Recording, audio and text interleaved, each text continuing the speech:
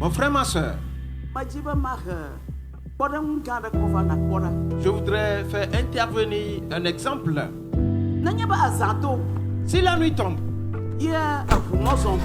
et que le véhicule fait un voyage, ce véhicule-là doit allumer ses phares pour bien voir.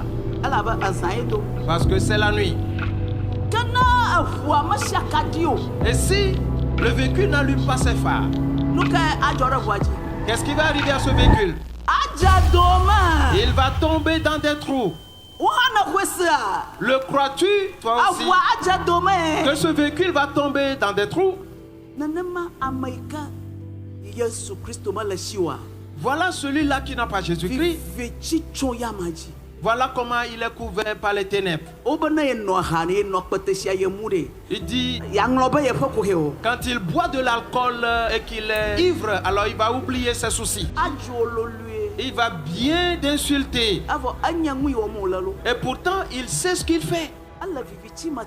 Il est dans les ténèbres. Alors il agit selon les ténèbres. Et il fait ainsi pour oublier ses soucis. Il est dans les ténèbres, couvert par les ténèbres. Satan l'a enchaîné et il l'entraîne après lui.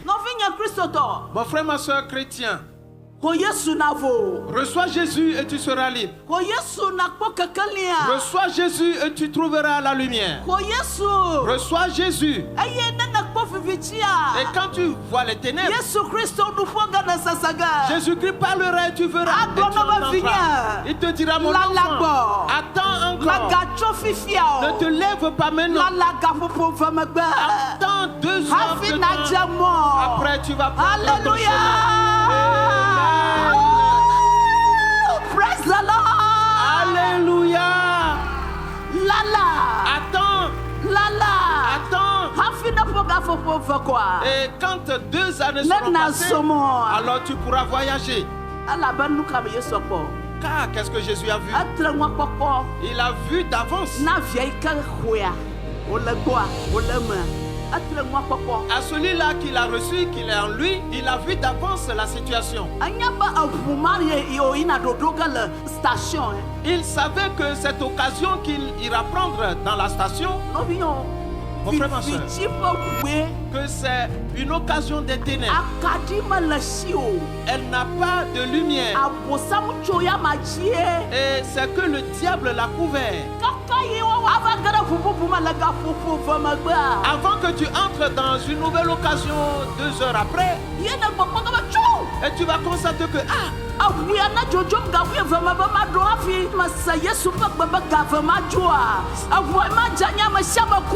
et cette occasion qui voulait partir à midi, et moi je voulais entendre la voix de Jésus et de partir 2 heures après. Voilà ce véhicule qui a fait un accident et tous ceux qui étaient en lui sont morts. Est-ce que tu vois? Je vous dis, voilà comment Jésus-Christ sauve ses enfants. Alléluia. Amen.